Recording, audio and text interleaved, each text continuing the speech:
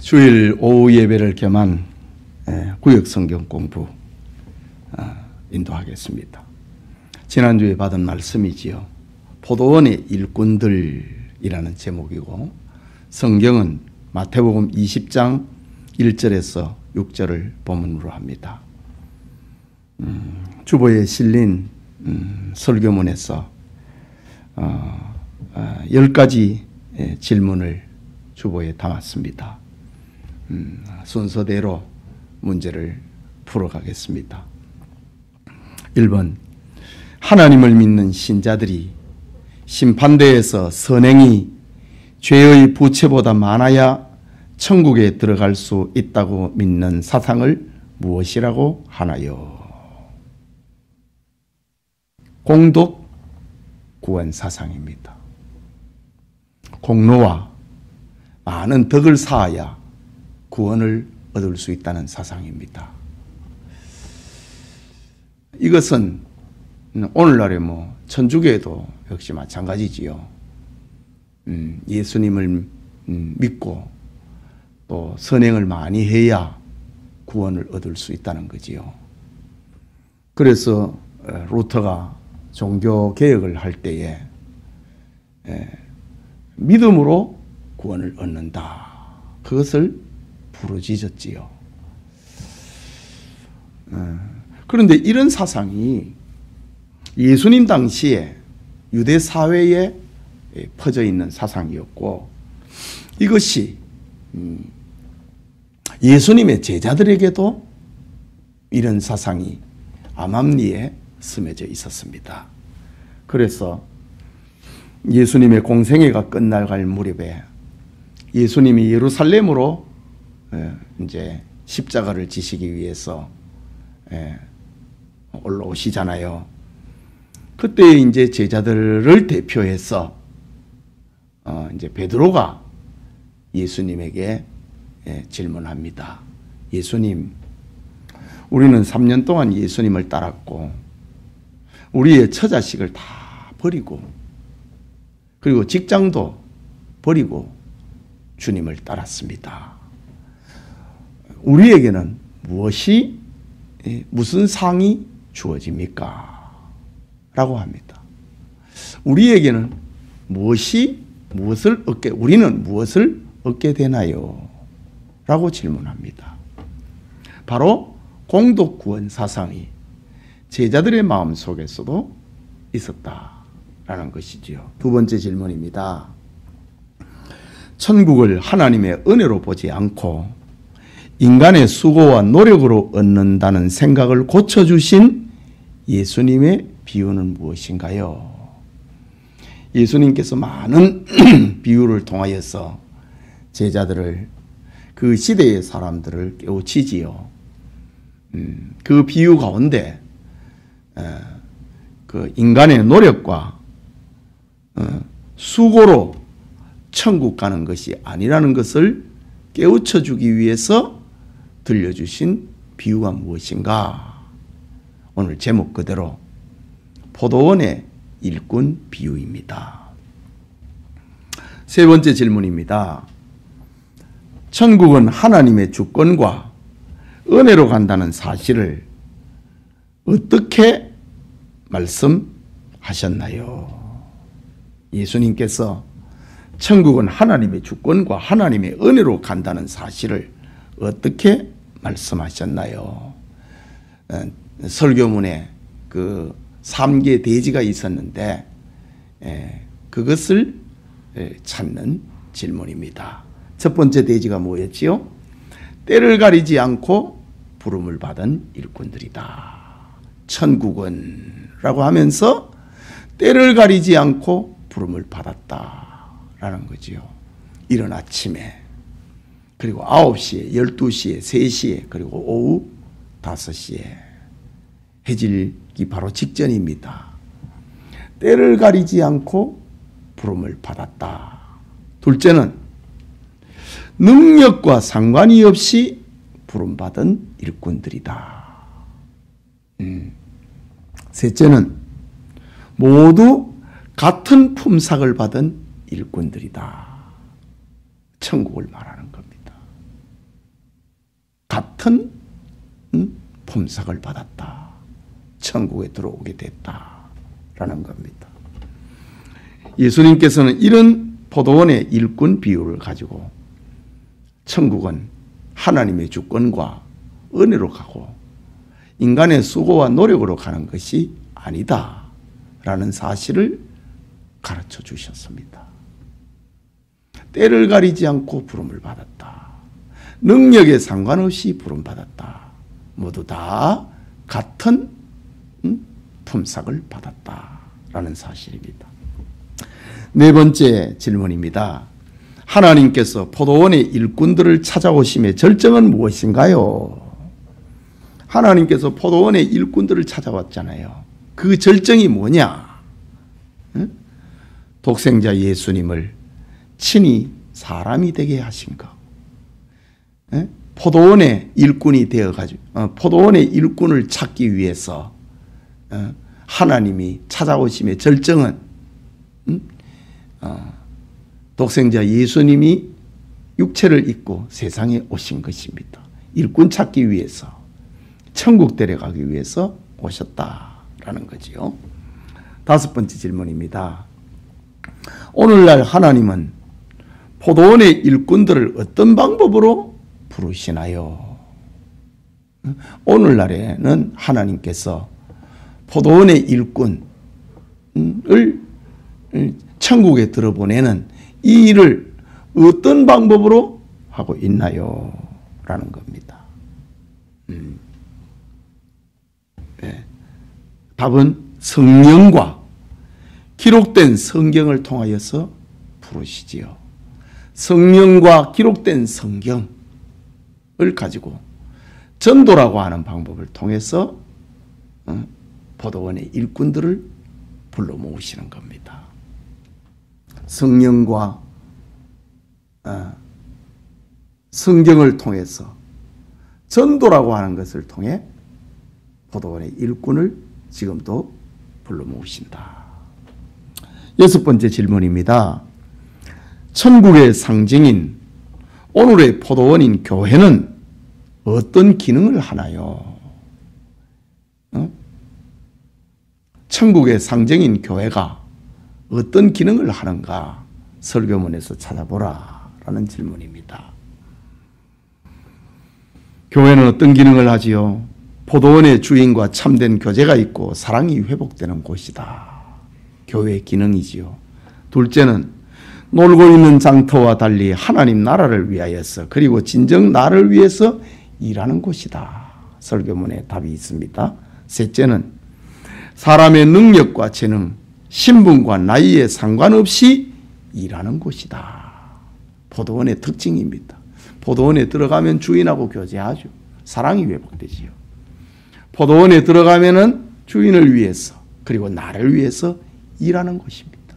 셋째는 포도원은 능력과 재능, 나이에 상관없이 일하는 곳이다. 바로 교회의 특징을 말하는 겁니다. 일곱 번째 질문입니다. 포도원의 주인은 사람들의 기대와 상식과 세상 기준과 달리 품삯을 어떻게 지불했나요? 모두 한 데나리온, 하루치 품삯을 주었다. 모두 한 데나리온씩 주었다. 바로 천국을 말하는 겁니다. 노력한 대가로 가는 게 아니고 하나님 앞에 부름받은 은혜를 입은 대로 가는 것이 천국이다. 그것을 알려주기 위해서 한 데나리온씩 주었다라고 합니다.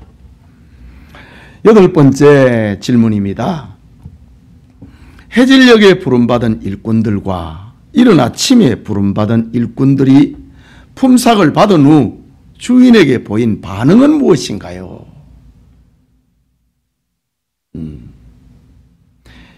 해질녘에 부름받은 일꾼은 자기는 일한 것도 없었는데 하루치 품삯을 받으니까 너무 감사했지요.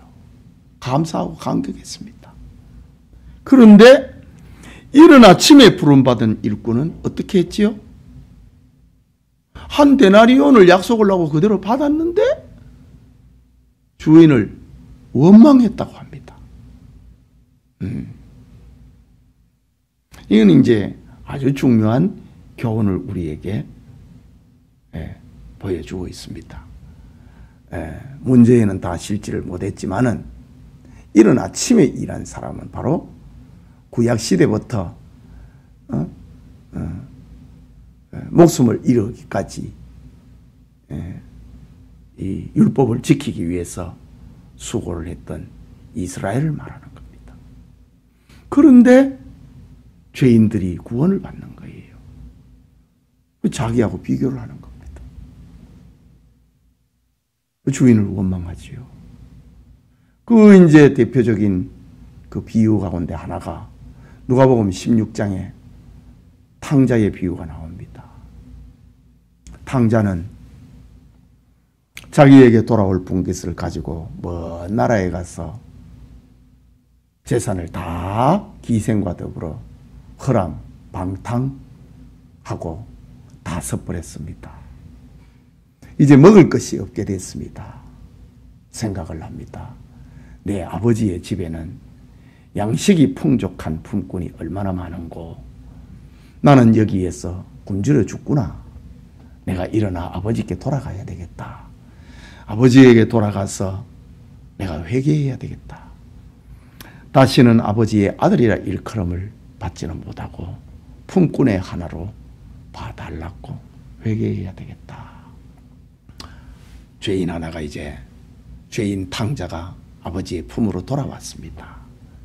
그때 이제 아버지는 돌아온 아들을 안고 입을 맞추고 손에 가락지를 끼우고 발에 신을 신기고 새 옷을 입히고 소를 잡아 잔치를 벌였습니다. 그러면서 아버지가 하는 말, 이는 잃었다가 다시 얻은 내 아들이다 라고 하면서 그렇게 기뻐하십니다. 이제 저녁녘이 됐습니다. 하루 종일 아버지의 밭에서 일을 하고 온 맏아들이 집으로 오는데 집에 오니까 풍악 소리가 들립니다. 집에 들어오기가 겁이 나는 거예요. 종 하나를 집 밖으로 불렀습니다. 지금 이게 무슨 일인가? 무엇 때문에 지금 우리 집에 잔치가 벌어졌는가? 종이 이야기를 합니다. 예, 아버지의 둘째 아들, 당신의 동생이 돌아와서 아버지가 잔치를 합니다. 그 이야기를 듣고 장남은 아버지를 원망합니다. 집에 안 들어가려고 합니다. 아버지가 나와가지고 들어가자고 합니다. 그때 맏아들은 아버지에게 섭섭한 마음을 표현합니다. 아버지, 나는 아버지를 속썩인 일도 없고 지금까지 일을 했는데 나와 내 벗을 위해서는 양 한 마리도 잡아주신 일이 없는데 아버지의 재산을 이 창기와 더불어 써버렸던 내 동생이 돌아왔는데 소를 잡았습니다. 잔치를 합니다. 나 기분 나쁩니다. 딱 그 비유입니다, 지금. 예. 이른 아침에 부름받아서 포도원에 일을 한 일꾼들은 자기가 받아야 될 약속을 한 데나리온을 받았다고요. 지금 저 장터에는 일자리를 얻지 못해서 공친 사람도 있는데 자기는 얼마나 감사하고 기분 좋았습니까? 그런데 저 죄인하고 비교를 하니까 원망이 나왔습니다. 지금 그 이야기입니다. 해질녘에 부름받은 일꾼은 감사했는데 이른 아침에 부름받은 일꾼은 주인을 향하여 원망했다. 9번째 질문입니다. 이른 아침에 부름받은 일꾼들이 주인을 원망한 이유는 무엇인가요? 두 가지를 찾아보라고 했습니다. 설계문에서. 하나는 포도원에 불러주신 주인의 은혜보다 자신의 수고를 앞세웠다 이거지. 날 불러주신 거 그것만 해도 감사한데 내가 하루 종일 일했는데 자기 수고를 앞세웠다. 그래서 원망했다. 둘째는 하나님의 나라보다 자신의 공로를 더 크게 여겼다 이거지요. 내가 이만큼 일했는데, 내가 이만큼 수고했는데, 별로 일한 것도 없는 저 사람에게 어떻게 한 데나리온을 주느냐 이거지요. 한 데나리온을 주는 것은 바로 하나님의 나라를 말하는 건데, 이른 아침에 부름받은 일꾼이 주인을 원망한 이유는 포도원에 불러주신 주인의 은혜보다 자기 수고를 앞세웠다. 둘째는 하나님의 나라보다 자신의 공로를 더 크게 여겼다. 그래서 주인을 원망했다. 이제. 마지막 질문입니다. 지금 이런 비유를 가지고 예수님이 결론을 맺고 있습니다. 예수님께서 이와 같이 나중된 자로서 먼저 되고 먼저 된 자로서 나중되리라고 말씀하신 중심 메시지는 무엇인가요? 답을 찾아보라 라는 겁니다. 포도원의 일꾼들은 나중된 자처럼 항상 감사와 감격이 지배되어야 된다. 이것을 이야기를 하고 있는 겁니다. 감사를 잃어버리면 안 된다는 거지요. 마지막에 부름을 받았던, 해질녘에 부름을 받았던, 별로 일한 것이 없이 한 데나리온을 받았던 품꾼처럼 주인을 향하여서 감사와 감격을 잃어버리면 안 된다. 그것을 알려주고 있는 말씀이 나중된 자로서 먼저 되고 먼저 된 자로서 나중되리라. 감사하는 사람이 하나님의 나라의 큰 자다. 그런 말입니다. 우리 성도님들의 삶에 잘 적용되기를 축복합니다. 기도합시다. 하나님 아버지, 포도원의 일꾼들이라고 하는 말씀을 이렇게 다시 한번 되새김질하게 하시니 감사합니다. 우리의 가족이, 우리의 구역이 나중에 부름받은 포도원의 일꾼처럼 감사와 감격이 풍성하도록 도와주시옵소서.